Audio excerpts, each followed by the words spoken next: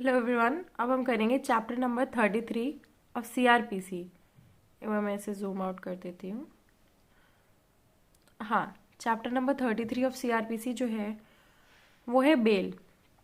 Bell provisions as to bail and bonds. ठीक है, bail और बेल एंड बॉन्ड से रिलेटेड है वो। तो इसमें सेक्शन नंबर 136 से लेकर के सेक्शन नंबर 150, सेक्शन नंबर 136 से लेकर के सेक्शन नंबर 150 तक है।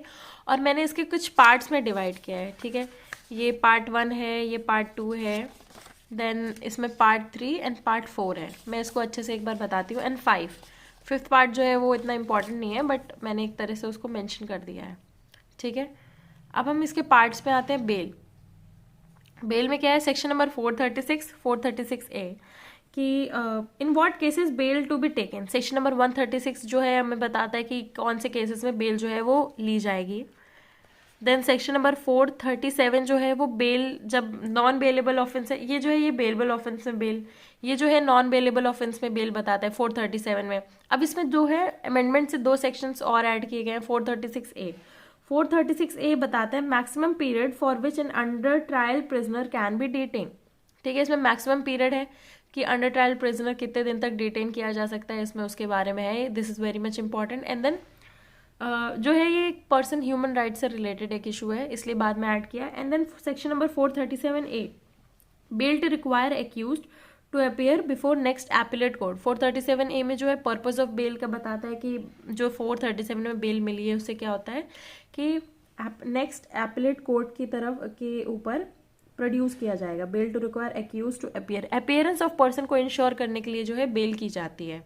देन 438 में आते हैं, ये जो है एंटिसिपेटरी बेल है, यानी कि इसमें जो ह्यूमन है वो स्टॉप कर रहा है इसको किस चीज़ के लिए, अरेस्ट करने के लिए। एंटिसिपेटरी बेल यानी कि अरेस्ट के पहले बेल, अरेस्ट के पहले ही तुमने बेल ले ली है। एंटिसिपेशन होता है ना किसी चीज़ का, तो एंटिसिपेशन पे बेल ले ली है। देन सेक्शन नंबर जो है 439, सेक्शन नंबर 439 में special powers of high court और court of session regarding bail. Court of session में, हाई कोर्ट या कोर्ट ऑफ सेशन में रिगार्डिंग बेल के लिए इनके पास स्पेशल पावर्स होती है। ये हो गया हमारा पार्ट 1। देन आते हैं पार्ट 2 पे। पार्ट 2 में ये है मनी, ये है श्योरिटीज से रिलेटेड जो एक है। देन ये है कि 442, ये मैं आपको अभी बाद में बताऊंगी, पर ये नॉर्मली जनरली 440 जो है वो मनी से रिलेटेड है। 440 है amount of bond and reduction thereof. Amount, ये जो है अमाउंट है, अमाउंट ऑफ बॉन्ड या फिर उसमें जो भी रिडक्शन होगा आपको जो पे करना है वो अमाउंट है। देन 441 और 441 ए में है, 441 में है bond of accused and sureties. जी, जो हार्ट का साइन है ये बॉन्ड बताता है, bond of accused plus sureties. ठीक है, देन 441 में है डिक्लेरेशन बाय श्योरिटीज। अब श्योरिटीज जो है वो डिक्लेरेशन देंगी, ठीक है, कि हम इनका पैसा ले रहे हैं। देन आता है सेक्शन नंबर 442। सेक्शन नंबर 442 में जो है ये बताता है डिस्चार्ज फ्रॉम कस्टडी। ये जेल है, जेल से ये जेल कस्टडी कुछ भी मान लो, उससे इस पर्सन को ये जो पुलिस ऑफिसर है ये डिस्चार्ज कर रहा है। तो इसमें क्या है, डिस्चार्ज फ्रॉम कस्टडी। ये जो है ये पार्ट 2 है। देन अब हम आते हैं पार्ट 3 पे। पार्ट 3 जो है एक तरह से मिसलेनियस चीज़ें हैं इसमें। ठीक है, जैसे कि इसमें तो हाँ, पार्ट 3 जो है इसमें मिसलेनियस चीज़ें हैं। तो सबसे पहला आता है सेक्शन नंबर 443। एक बार मैं इसमें लिख देती हूँ, सेक्शन नंबर 443। सेक्शन नंबर 443 में है कि power to order sufficient bail when that first taken is insufficient. ठीक है, ये जो है ये छोटा अमाउंट है, ये बड़ा अमाउंट चाहिए। इनसफिशिएंट है, इसको सफिशिएंट करना है, इसमें ट्रायंगल बना दिया है। देन इसके बाद आता है section number 444 discharge of sureties. अब मान लो श्योरिटी ने बयाना तो ले लिया, अब उसे डिस्चार्ज होना है। ठीक है, बयाना ले लिया, अब उसे डिस्चार्ज होना है, तो ये आता है 444 पे। देन इसके बाद 445 में आता है डिपॉजिट इंस्टेड ऑफ रिकॉग्निजेंस। डिपॉजिट में टिक कर दिया है मैंने और रिकॉग्निजेंस पे क्रॉस कर दिया है। ये किस में आता है, सेक्शन नंबर 445। ठीक है, ये ट्रायंगल है, मिसलेनियस पार्ट है, 3rd पार्ट। देन आता है 4th पार्ट। 4th पार्ट में सेक्शन नंबर 446 आता है procedure when bond has been forfeited. 446 जो है वो इंपॉर्टेंट है, और 449 में जो है वो इसका प्रोसीजर दिया गया है। 6 को उल्टा कर दो तो 9 हो जाता है। ठीक है, तो 446 प्लस 449 आता है, forfeiture of bond and procedure therewith. Then 446 A आता है, वो होता है cancellation of bond and bail bond. पहले तो फॉर फीचर हो जाता है, दूसरा आ जाता है कैंसिल ही हो जाना। ठीक है, इसमें मैं कैंसिल लिख देती हूँ क्योंकि इस पे तो फोर फीचर है, इस पे कैंसिलेशन लिख दिया। देन इसके बाद जो है वो लास्ट पार्ट आता है, सॉरी इसका प्रोसीजर भी है वो 447 में दिया गया है। 447 में procedure in case of insolvency, death of surety और व्हेन बॉन्ड इज फोरफीटेड। ठीक है, तो उस पर वो आ जाता है। फिर इसके बाद आ जाता है सेक्शन नंबर 448। सेक्शन नंबर 448 आता है बॉन्ड रिक्वायर्ड फ्रॉम माइनर। एक माइनर है, उससे बॉन्ड रिक्वायर होता है, तो ये बड़ा हो गया, ये माइनर हो गया और उसके सामने ये डॉलर साइन। ठीक है, बॉन्ड रिक्वायर्ड फ्रॉम माइनर। और 450 power to direct levy of amount due on certain recognizance. इसको हम आगे पढ़ के कंप्लीट कर लेंगे, बट इसको याद रखना कि इसका एक आम इधर है, माइंड मैप बनाएंगे तो इसको इधर कर देंगे। अब एक करेक्ट करते हैं एक चीज, यानी कि सेक्शन नंबर 449, सेक्शन नंबर 449 जो मैंने इधर मेंशन किया वो इसका प्रोसीजर नहीं है, वो इसकी अपील है। इसका प्रोसीजर है 446, 447 में इसका प्रोसीजर है, 449 में जो है वो अपील है, APPAL अपील। ठीक है, इसकी अपील है। तो अब हम इसके उससे स्टार्ट करते हैं, इसकी लिटरेचर से स्टार्ट करते हैं। Chapter 33 provisions as to bail and bonds. So इसका जो फर्स्ट सेक्शन है वो है सेक्शन नंबर 436। ये सेक्शन नंबर 436 से लेकर के 450 तक एक्सटेंड होता है। तो सेक्शन नंबर 436 है in what cases bail to be taken. इसका क्लॉज 1 है when any person other than a person accused of a non bailable offence is arrested or detained without warrant by an officer in charge of a police station or appears or is brought before a court and is prepared at any time while in the custody of such officer or at any stage of the proceeding before such court to give bail, such person shall be released on bail। ठीक है, इसमें क्या है, कोई भी इंसान है जो अक्यूज है किस चीज के, नॉन बेलेबल ऑफेंस के, ये फर्स्ट पार्ट हो गया। ऑफेंस इज अरेस्टेड और डिटेन्ड विदाउट वारंट, वारंट भी नहीं है, by an officer in charge of a police station और अपीयर्स और is brought before a court and is prepared at any time while in the custody of such officer और at any stage of the proceeding before such court to give bail. ठीक है, इसका first point क्या है, non bailable offence है। Second है कि इसको प्रिपेयर किया जा रहा है किस चीज के लिए, बेल के लिए। ठीक है, such person shall be release on bail. अब इसमें क्या है, उस इंसान को जो है बेल दे दिया जाएगा। ठीक है, बेल टू बी ग्रांटेड। अब इसमें प्रोविजो है, provided that such officer or court if he or it thinks fit may and shall if such person is indigent and is unable to furnish surety instead of taking bail from such person, discharge him on his executing a bond without sureties for his appearance as hereinafter provided। ठीक है, तो सबसे पहले है कि उसको bell ले लिया जाएगा, यानी कि उससे पैसे ले लिए जाएंगे। अब मान लो अगर किसी के पास पैसा नहीं है, पैसा नहीं है तो क्या हो जाएगा, बॉन्ड एग्जीक्यूट करने के लिए उसके पास श्योरिटीज नहीं है, तो भी उसको डिस्चार्ज कर दिया जाएगा। कब, यहाँ पे प्रोवाइडेड है कि where a person is unable to give bail within a week, एक हफ्ते का टाइम दिया जा रहा है, of the date of his arrest, it shall be a sufficient ground for the officer और the court to presume that he is an indigent person. वो गरीब इंसान है ये जानने के लिए कितना चाहिए, विद इन 1 वीक, 1 वीक का टाइम चाहिए। ठीक है, for the purpose of this proviso provided further that nothing in this section shall be deemed to affect the provisions of section sub section 3 of section 116 or section 446A। तो इसमें provided है कि ये जो proviso है वो क्या करेगा, सबसेक्शन 3 जो है वो सेक्शन 116 को नहीं इफेक्ट करेगा, या फिर सेक्शन 446A। 446A जो है वो ये बताता है कि cancellation of bond and bail bond, उसके बारे में प्रोविजंस देता है। ठीक है, कैंसिल कब कैंसिल हो सकता है, बॉन्ड या फिर बेल बॉन्ड। नेक्स्ट जो आता है subsection, notwithstanding anything contained in subsection 1 where a person has failed to comply with the conditions, क्या है, fail to comply with the conditions of the bail bond as regards the time and place of attendance, the court may refuse to release him on bail when on subsequent occasion in the same case he appears before the court or is brought in custody, and any such refusal shall be without prejudice to the powers of the court to call upon any person bound by such bond to pay the penalty thereof under section 446। तो जो section 446 है वो 4 feature of bond से relate करता है। ठीक है, तो उसमें पेनाल्टी दी जाएगी। अब इसमें जो है इसको एक बार पूरा अंडरस्टैंड करते हैं। ऑन फेलियर अगर फेल हो जाता है किस चीज़ से, कंडीशंस कंप्लाई करने के, कि पहले तुम्हें बेल मिल चुकी है, उसके जो कंडीशंस है वो तुमने कंप्लाई नहीं किया और तुम फिर से अरेस्ट हो गए, ये दो चीज़ें हैं, तो क्या हो जाएगा, नेक्स्ट ओकेजन में आपको क्या होगी, बेल नहीं मिलेगी, ऊपर से आपको पेनाल्टी देनी पड़ेगी। तो पेनाल्टी कब देनी पड़ेगी, देखो जब कोई बेल देता है, बेल का जो पर्पज है, the purpose of bail is to ensure कि जो इंसान है जब उसको बुलाया जाएगा तो वो अपनी अटेंडेंस देगा।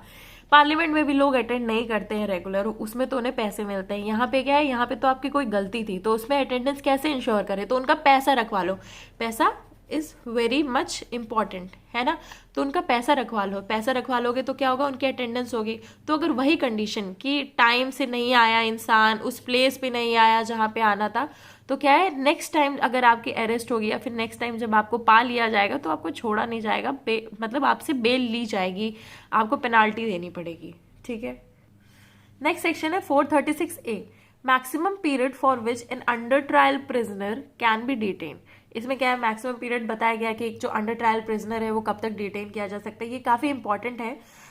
इसमें सिंपली आपको टाइम पीरियड याद करना पड़ेगा।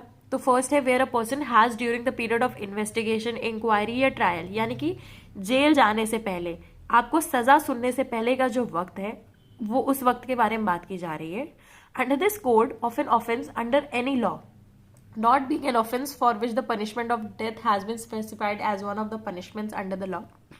इसका एक्सेप्शन है कि अगर आपको डेथ पनिशमेंट वाला कोई आपने क्राइम किया है तो वो एक एक्सेप्शन है।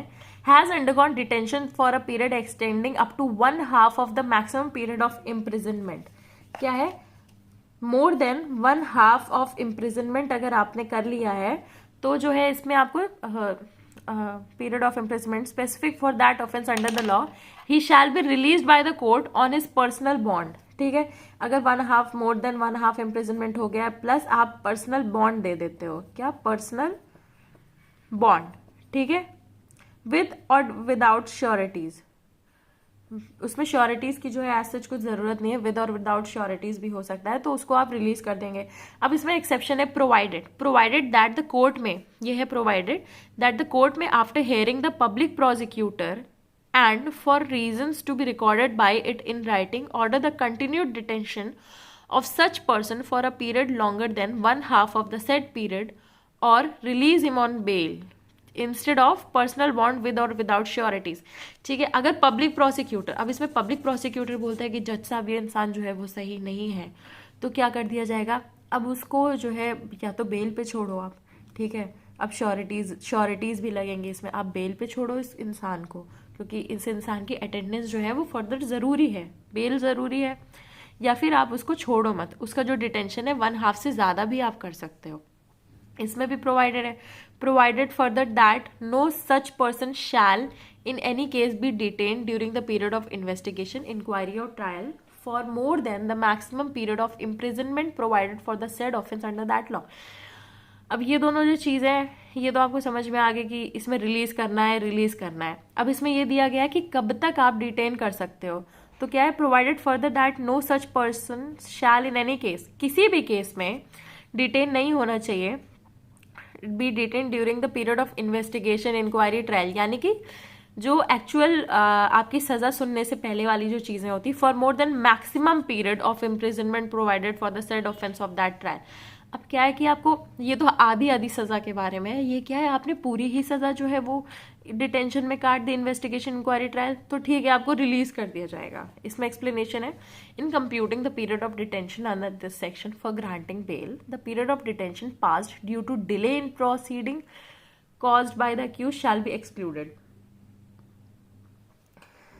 ठीक है, इसमें क्या है कि जो इनमेट है उसकी गलती है, इनमेट की गलती है कि टाइम बढ़ जाएगा। टाइम कब बढ़ेगा कि डिले हो गया किस चीज में, उसकी वजह से ही डिले हो गया। Computing the period of detention under this section for granting bail, period of detention pass due to delay in proceeding caused by the accuse, अगर डिले अक्यूज की वजह से है तो उस चीज को एक्सक्लूड कर दिया जाएगा, बट अगर एडमिनिस्ट्रेटिव फेलियर, जुडिशियल फेलियर की वजह से अगर कोई डिले है तो उस टाइम को एक्सटेंड नहीं किया जाएगा।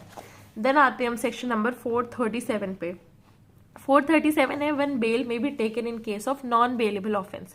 ठीक है, तो इसका क्या है कि बेल जब नॉन बेलेबल ऑफेंसेस में ले ली जाए तब, when any person accused of और suspected of the commission of any non bailable offence is arrested or detained without warrant by an officer in charge of a police station or appears or is brought before a court other than the high court or court of session, he may be released on bail. But देखो, bailable offence में तो छोड़ देंगे ही, non bailable offence में भी छोड़ देंगे, ठीक है, बट उसके सर्टेन केसेस हैं, ठीक है।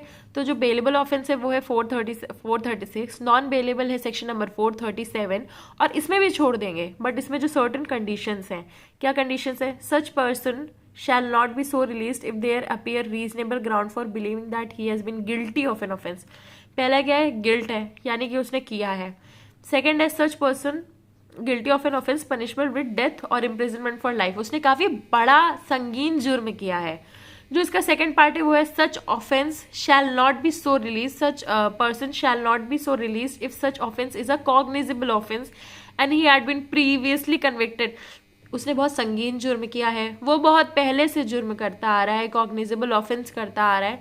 और जो थर्ड पार्ट है वो इसका ये है कि sorry, punishable with death, imprisonment for life or imprisonment for 7 years or more, or he had been previously convicted on 2 or more occasion। ठीक है, ये जो तीनों चीज़ें हैं वो हम ऐसे करेंगे कि फर्स्ट क्या है, उसने बहुत संगीन जुर्म किया है जिसमें मौत की सज़ा या फिर ज़िंदगी भर की सज़ा कैद हो सकती है उसे। सेकंड है कि उसने कॉग्निजेबल ऑफेंस किया है और वो पहले भी कर चुका है। थर्ड है कि वो पहले तो कर ही चुका है पर साथ में वो 2-3 बार जेल भी आ चुका है। अगर कॉग्निजेबल नहीं है, नॉन कॉग्निजेबल है, तो वो कई बार जेल भी आ चुका है, ठीक है। और जो उसका टोटल है वो 7 ईयर्स तक का हो चुका है, टोटल जो है वो 7 ईयर्स तक का हुआ है। सी, ये बात बहुत इंपॉर्टेंट है, ये जो क्यूमुलेटिव 7 है ना, 3+4, वो इम्पॉर्टेंट है। क्यूमुलेटिव जो है वो 3 ईयर्स का होना चाहिए, और जो सिंगल है वो 3 साल का हो सकता है, 3 साल से कम की सज़ा नहीं होनी चाहिए, और क्यूमुलेटिव 7 साल की हो सकती है, यानी कि 3+4, 4+3। इसके अलावा इसका और कोई पैटर्न नहीं बनता है, ठीक है। इसके अलावा बस एक यही पैटर्न है 3+4, ठीक है, 3+4 एक यही पैटर्न है और कोई पैटर्न नहीं है। क्या है? हाँ, इधर ये आता है, और इधर क्या आता है? प्रीवियसली कन्विक्ट हुआ है पर कॉग्निजेबल है, और इधर क्या है कि वो बहुत ज़्यादा संगीन जुर्म किया है। अब इसके प्रोविजोज आ जाते हैं, इसमें काफ़ी सारे प्रोविजोज हैं। इसका जो क्लॉज 1 है वो है provided that the court may direct, sorry, proviso 1 कि court may direct that a person referred to in clause 1 or clause 2 be released on bail if, अगर इनमें से कोई चीज़ होती है, जैसे कि या तो वो 16 साल से कम है उनकी एज, ठीक है, या तो वो महिला है, या तो वो बीमार है, ठीक है, सिक और इन्फर्म है। तो आपने देखा होगा कि कोई जो पूरा मूवीज आती हैं जिसमें एक नेता को गिरफ्तार करने के लिए पुलिस आ रही होती है, तो वो कुछ बीमार सा होने लगता है, तो ये उसी चीज़ से कनेक्ट कर लीजिएगा, आपको ईजी हो जाएगा समझना। देन जो सेकेंड क्लॉज है वो है second proviso provided further that the court may also direct that a person referred to in clause 2 be released on bail if it is satisfied that it is just and proper so to do for any other special reason। कोई और special reason है, court का discretion है, ठीक है। Then इसके बाद क्या है? Provided also that the mere fact that an accused person may be required for being identified by witness की तरह during investigation shall not be sufficient ground for shall not be sufficient ground for refusing to grant bail if he is otherwise entitled to be released on bail and gives an undertaking that he shall comply with such directions as may be given by the court। ठीक है, अगर police वाले बोल रहे हैं कि इन्हें investigation के लिए चाहिए, ये जो है एज अ विटनेस इन्वेस्टिगेशन के लिए चाहिए, इनकी काफ़ी ज़रूरत है, तो भी उनको आप नहीं रख सकते हो, उनको आप रिलीज़ कर दोगे, ठीक है। सिर्फ इन्वेस्टिगेशन है तो नहीं रख सकते हो, बट इन्वेस्टिगेशन प्लस अगर कुछ और चीज़ है तो आप रख सकते हो। देन उसका जो नेक्स्ट प्रोविजो है वो है provided also that no person shall if the offence alleged to have been committed by him is punishable with death, imprisonment for life or imprisonment for 7 years or more be released on bail by the court under this subsection without giving an opportunity of hearing to the public prosecutor। ठीक है, ये भी होगा कि public prosecutor को एक आप दोगे कि हाँ पब्लिक प्रोसिक्यूटर अपना से रख सकता है इस चीज़ में, पब्लिक प्रोसिक्यूटर को एक अपॉर्चुनिटी दी जाएगी। क्या है? Burden is on prosecution to stop the bail, ठीक है। देन जो सेकंड क्लॉज है, क्लॉज 2, अभी हमने क्लॉज 1 कर लिया। क्लॉज 1 में था कि बहुत संगीन जुर्म किया है या फिर 2 बार किया है कॉग्निजेबल ऑफेंस, या फिर इसके बाद जो उन्होंने किया है बड़ा जुर्म किया है, 7 ईयर्स का इन टोटल जुर्म किया है, 3+4 या 4+3 ऐसा करके। देन नेक्स्ट क्लॉज है if it appears to such officer or court at any stage of the investigation, inquiry or trial as the case may be that there are no reasonable grounds, कोई भी reasonable grounds नहीं है for believing that the accused has committed a non-bailable offense, but that there are sufficient grounds for further inquiry into his guilt. The accused shall, subject to the provisions of section 446A and pending such inquiry, be released on bail or at the discretion of such officer or court on the execution by him of a bond without sureties for his appearance as hereinafter provided. C, bell में हमेशा पूछा जाता है, एक बहुत ही famous MCQ है कि bell कौन ग्रांट कर सकता है। तो बेल एक कोर्ट भी ग्रांट कर सकता है, बेल एक ऑफिसर भी ग्रांट कर सकता है, ठीक है। तो हमेशा जब यहाँ पे किसका डिस्क्रिशन आएगा, डिस्क्रिशन ऑफ द कोर्ट या फिर डिस्क्रिशन ऑफ दैट ऑफिसर, ये दोनों चीज़ें आएंगी। तो इसमें क्या है कि अगर ऑफिसर ऑफ द कोर्ट किसी भी स्टेज पे, इन्वेस्टिगेशन पे, इंक्वायरी या ट्रायल पे, अगर उसको लगता है कि रीजनेबल ग्राउंड है किस चीज़ के लिए, कि accuse has committed a non, या तो रीजनेबल ग्राउंड है कि नॉन बेलेबल ऑफेंस किया, या तो उसके गिल्ट के लिए अभी भी और फर्दर इंक्वायरी बाकी है, तो वो बेल दे देगा। फिर क्या है clause 3, when a person accused और suspected of the commission of an offence punishable with imprisonment which may extend to 7 years or more, or of an offense under chapter 6, chapter 17, chapter 6, chapter 16 or chapter 17 of the IPC, or abatement of or conspiracy or attempt to commit any such offense, is released on bail under subsection 1, the court shall impose the conditions. अब इसमें क्या है, conditional for exceptional cases on non bailable offence है, इसमें conditions आती हैं। Condition 3 condition है। पहली कंडीशन है that such person shall attend in accordance with the conditions of the bond executed under this chapter, उसकी अटेंडेंस होगी, ठीक है। अटेंडेंस के बारे में हमने देख लिया। such person shall not commit an offense similar offense नहीं करोगे तुम, दूसरा offense कर सकते हो, to the offense of which he is accused or suspected of the commission of which he is suspected, and that such person shall not directly or indirectly make any inducement, threat or promise, बाहर निकलने के बाद कोई भी inducement, threat या promise नहीं करेगा, to any person accused with the facts of the case so as to dissuade him from disclosing such facts to the court or to any police officer or tamper with the evidence. Tampering evidence के साथ नहीं होगी, tampering किसी witness के साथ नहीं होगी, and may also impose in the interest of justice such other conditions as it considers necessary. See, ये जो conditions है ये तो important है ही, इसके अलावा और कोई भी condition हो सकती है, जैसा भी कोर्ट या किसी को भी जो भी बेल दे रहा है उसे लगे। जो नेक्स्ट क्लॉज है, clause number 4, an officer or a court releasing any person on bail under subsection 1 or subsection 2 shall record in writing his or its reason for special reasons for so doing. क्या है उसमें उनको reasons भी लिखने होंगे, special reason जैसे भी हैं उनको अपने रीजंस लिखने होंगे क्लॉज 4 में। देन आता है क्लॉज 5, क्लॉज 5 में है any court which has released a person on bail under subsection 1 or subsection 2 may, if it considers it necessary so to do, direct that such person be arrested and commit him to custody. क्या है, court क्या कर सकता है, किसी भी time पे cancel कर सकता है बेल, क्यों, which has release a person on bail under subsection 1 or subsection 2, अगर उसको नेसेसरी लगता है, ठीक है, डायरेक्ट कर सकता है कि वो फिर से अरेस्ट कर दिया जाए। देन आता है clause 6, if in any case tribal by a magistrate, the trial of a person accused of any non-bailable offence is not concluded within a period of 60 days from the first date fixed for taking evidence in the case, such period shall, if he is in custody during the whole of the said period, be released on bail to the satisfaction of the magistrate, unless for reasons to be recorded in writing the magistrate otherwise directs. तो इसमें है कि अगर 60 दिन के अंदर जो है ट्रायल कंक्लूड नहीं हुआ है, कब से, from the date of evidence से लेकर के 60 दिन के अंदर अगर ट्रायल कंक्लूड नहीं हुआ है और इंसान जो है वो कस्टडी में है उस पूरे पीरियड को लेकर के, तो उस पर्सन को क्या किया जाएगा, release on bail to the satisfaction of the magistrate unless for reasons to be recorded in writing the magistrate otherwise directs. Then जो है वो 7 है, क्लॉज 7 है, if at any time after the conclusion of the trial of a person accused of a non-bailable offence and before judgment is delivered, the court is of opinion that there are reasonable grounds for believing that the accused is not guilty of, accused जो है वो not guilty है of any such offence, it shall release the accused if he is in custody on the execution by him of a bond without sureties for his appearance to hear judgment delivered.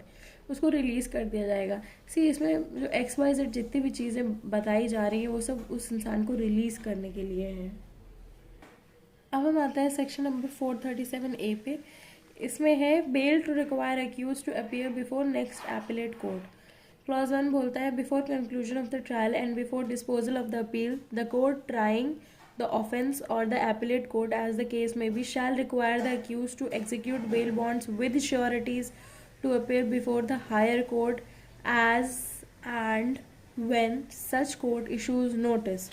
इसमें हाँ, in respect of any appeal or petition filed against the judgment of the respective court and such bail bonds shall be enforced for 6 months. 6 महीने के लिए जो bail bonds है वो enforced होंगे। Clause 2 है कि if such accused fails to appear the bonds stand forfeited and the procedure under section 446 shall apply. इसका सिंपल ये मतलब है कि अगर किसी इंसान को किसी दूसरे कोर्ट पे, हाई कोर्ट पे अपील करनी है तो उसके लिए उसको क्या होगा, 6 महीने के लिए उसको बेल मिल जाएगी ताकि वो अपनी अपील कर सके विद श्योरिटीज। अब सेक्शन नंबर 438 पे आता है anticipatory bail, direction for granting bail to person apprehending arrest. किसी को एप्रीहेंशन है कि उसका अरेस्ट हो जाएगा तो उसके लिए बेल पहले ही ग्रांट कर दी जाती है। इसमें क्या है, where any person has reason to believe that he may be arrested on accusation of having committed a non bailable offence, पहले तो नॉन बेलेबल ऑफेंस होना चाहिए, he may apply to the high court or the court of session or a direction under this section that in the event of such arrest he shall be released on bail। कौन कौन से court में, पहले तो non bailable offence होना चाहिए, दूसरा होना चाहिए अप्लाई कर सकता है कहाँ, high court, court of session और a direction under this section that in the event of such, हाँ ये क्या कर सकते हैं, डायरेक्ट कर सकते हैं कि अगर ऐसा कुछ होता है तो उस इंसान को बेल दे दी जाएगी। अब इसमें क्या है, after taking into consideration inter alia the following factors, जो फॉलोइंग फैक्टर्स हैं वो ये है, ये फॉलोइंग फैक्टर्स इस चीज़ के हैं कि कोर्ट किन किन चीज़ों का वो नोट करेगी। 1 है the nature and the gravity of the accusation, nature and gravity देखा जाएगा एक्यूजिशन का, अगर बहुत संगीन जुर्म है तो ऑब्वियसली उस पर बेल नहीं मिलेगी। 2 है the antecedents of the applicant including the fact as to whether he has previously undergone imprisonment on conviction by a court in respect of any cognizable offence. Then clause 3 है the possibility of the applicant to flee from justice। 3rd है possibility क्या है कि अगर उसको bell दे दी जाएगी तो वो जस्टिस से फ्ली कर जाएगा या नहीं कर जाएगा। देन इसके बाद जो आता है लास्ट पॉइंट, 4th पॉइंट, वो है where the accusation has been made with the object of injuring or humiliating the applicant by having him so arrested। क्या है, एक्यूजेशन किया गया है किस चीज़ का, कि ऑब्जेक्ट है उसका कि इंजर किया जाए या ह्यूमिलिएट किया जाए एप्लीकेंट को अरेस्ट करने के लिए, ऐसा कुछ वो बताता है। तो इधर रिजेक्ट, इसमें क्या है, इधर reject the application forthwith or issue an interim order for the grant of anticipatory bell.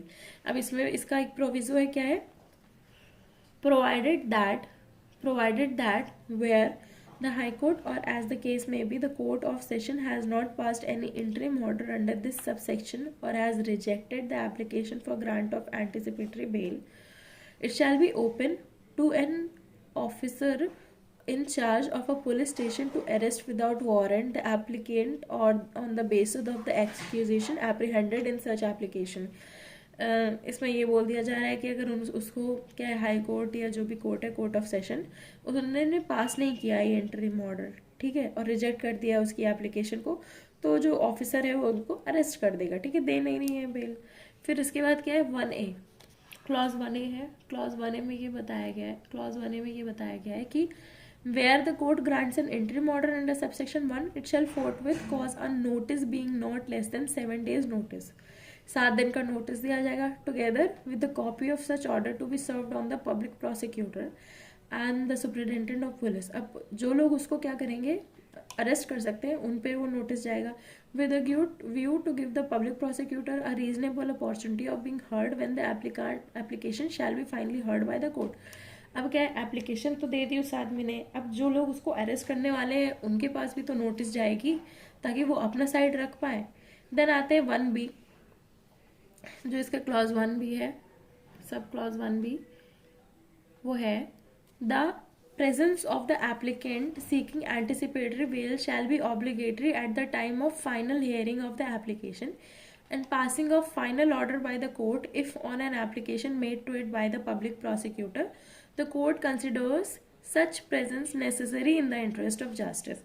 क्या है, प्रेजेंस ऑफ द एप्लीकेंट, जो इंसान है उसकी प्रेजेंस ज़रूरी है फाइनल हेयरिंग में. इस चीज़ से रिलेटेड, किस चीज़ से related, bail hearing, anticipatory bail hearing से related. If on an application made to it by the public prosecutor the court considers such presence necessary in the interest of justice. Court को लगता है कि interest of justice के लिए उसकी presence ज़रूरी है, और इसकी एप्लीकेशन कौन देगा, पब्लिक प्रोसिक्यूटर देगा कि जज सब देखिए इसका चेहरा, इसके चेहरे से देख के आपको लगता है कि इसने ये जुर्म नहीं कर सकता बाद में. देन इसके बाद आता है क्लॉज 2.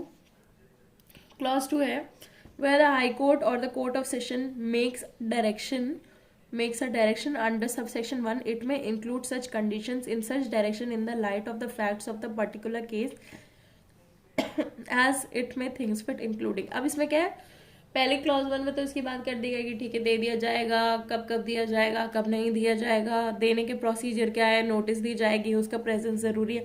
अब क्या है, कंडीशंस जब ज़रूरी होते हैं, मतलब कंडीशंस क्या है, ऑप्शनल है, कंडीशन लगाना चाहे तो लगा सकते हैं. ठीक है, तो कंडीशन नंबर 1 क्या है, a condition for the person shell make himself available.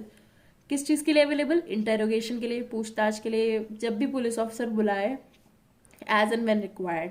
Second क्या है, condition that the person shall not directly और indirectly make any inducement, threat, promise. ये भी उसी चीज़ के जैसा है. कब, नॉन बेलेबल ऑफेंस में जब आपको बेल मिल जाती है तब उसमें भी अवेलेबल होना चाहिए, इंड्यूसमेंट नहीं करना चाहिए. उसमें एक और चीज़ है कि आपको ऑफेंस नहीं करना चाहिए, फिर से वो सिमिलर ऑफेंस नहीं करेंगे. पर इसमें क्या है, condition that the person shall not leave India, Bharat नहीं छोड़ोगे आप. फोर्थ कंडीशन है सच द कंडीशन एज में be impose under subsection 3 of section 437 as if the bail were granted under that section. ठीक है, जो सबसेक्शन 3 है ना उसकी सेक्शन की, सबसेक्शन 3 की कंडीशन 3 क्या है, that such person shall not directly और indirectly made any inducement, threat, promise. वही है, सिमिलर इसमें भी दे दी गई है. ठीक है, अब इसमें आते हैं क्लॉज 3, जो लास्ट क्लॉज है इसका. ओ माय गॉड, मे भी शायद आपको दिखाना हो, बट इट्स ओके, आप अपनी बेयरिक्स ओपन करके रखिए. If such person is thereafter arrested without warrant by an officer in charge of a police station on such accusation and is prepared either at the time of arrest or at any time while in the custody of such officer to give bail, he shall be released on bail. And if a magistrate taking cognizance of such offence decides that a warrant should issue in the first instance against that person, he shall issue a bailable warrant in conformity with the direction of the court under subsection 1. अब इसमें क्या है, अगर उसको arrest कर दिया जाता है और या तो मजिस्ट्रेट जो है वो वारंट इशू कर रहा है, तो जो वारंट होना चाहिए वो बेलेबल वारंट होना चाहिए. ये नहीं कि आप नॉन बेलेबल वारंट कर दो. ठीक है, तो जो वारंट होना चाहिए वो बेलेबल होना चाहिए. एंड इसमें एक और चीज़ है कि अगर अरेस्टेड विदाउट वारंट है by an officer in charge of a police station on such accusation उस पर किया गया and is prepared either at the time of arrest or at any time while in the custody of such officer to give bail, he shall be released on bail. Simple है, arrest हो गया तो bell मिल जाएगी, warrant आया तो bailable warrant आएगा. सो इसके साथ हमारे ये जो है section number 436, 436A, 437, 437A and 438 जो है कंप्लीट होता है.